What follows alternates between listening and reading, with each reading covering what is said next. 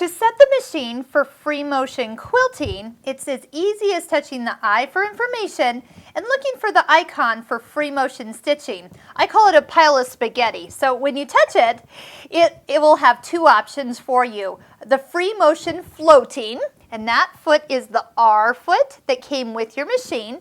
Or if you have purchased the free motion spring action foot, which is my preference. I really like the way that this has a hopping part to the foot. I can see into it. It's really easy to follow a line or just see where I'm going before I get there. Has a little bit more precision when it comes to the tension and perfecting the link between your bobbin and top thread. So I'm going to show you both ways. And so we're going to start with the R foot. So we'll start with the free motion floating, touch the check mark, and it will show us that we have a different foot on. Next, we're going to lower the feed dogs. By lowering the feed dogs, that really just helps the fabric slide easier underneath. You don't have the teeth kind of up and in the way. And the R foot kind of has that little part that's kind of sticks straight up. That needs to be in front of the white ankle. And as you slip it in there, actually just caught my nail, so watch out for that little part there. Haven't done that before. Okay, so it doesn't matter what your stitch length is. As soon as you start to stitch, the presser foot will automatically go down. We can also use the speed control for a little bit of cruise control, we'll call it, and then that way you can match your hands and speed to the machine as it's going. So I'm just going to go ahead and start to sew. This is where I really would prefer some type of work surface around here. There's the slide-on table you can get from Husqvarna Viking. There's the big acrylic tables you can get from So Steady, and then best off would be a cabinet you can sink your machine into so it's flush all the way around the work surface and really support what you're working on. Usually I stop with the needle in the down position, so as I go to rearrange, I'm right where my last stitch was. But really, what I want to do is just stitch a little bit and then show you what we have for tension. All right, use our thread cutter. And of course, the movement of your hands and the speed and everything, that's what you're going to really work with and practice. So as we look at the back side, we want to make sure that the stitches on the back look as even as the stitches on the front. And actually, we look really good. I might even switch bobbins, and then that way we can see a little bit better what our tensions actually are. You do want your top thread to pull a little bit to the back side. So I'm putting a green thread in the bobbin, and let's just see if we see some of the pink thread onto the back here.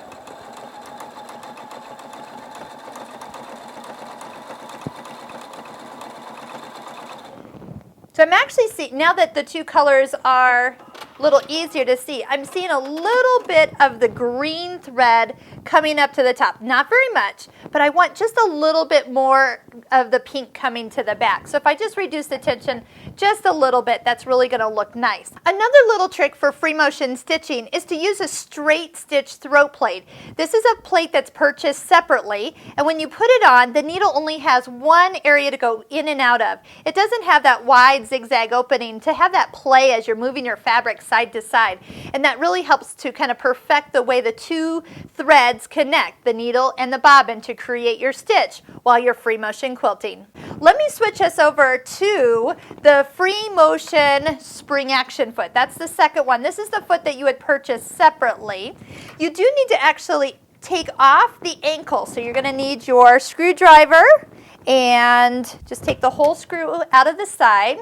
I usually like to, when I take this ankle off my sewing machine, I like to leave some type of presser foot attached to that. If it's the R foot, that was the last one I was using, or even just attach my regular A foot. It's a lot easier to find when it's attached to a foot in my accessory box than just this white ankle hanging out in the white accessory box. So it's sometimes hard to find. Okay, so this little part will come up the post. There is a little arm right here. This will end up sitting above my screw that the needle goes in and out with, and we'll just go ahead and attach this. Get the screw started with your fingers and then tighten it at the very end with the screwdriver to make sure nothing wiggles loose. There's a lot of hopping that this foot does. The hopping actually gives the fabric a little bit more resistance when it's underneath here. Watch, as we start to sew, that foot comes down and really holds the fabric as we go. Now I really do see a lot of the green thread coming up to the top. I see a little dot, so I'm going to reduce the tension quite a bit and stitch a little bit more. Still see a little bit. So this is why you always want to practice, because every combination of thread that you have, because sometimes you want something different on the bobbin. All right, that's looking much better. You don't always have the luxury of matching your top thread with your bobbin thread. So see how we just get a little bit of the pink showing through, and it's more obvious here because it is of a high contrast. So it just depends on what you're looking for, but we really want to make sure we don't see any of that on the top side. And with a little practice, you can really work on getting your stitches nice and even for free motion quilting. Just remember, when you're done, turn that off completely and return back to your regular presser foot.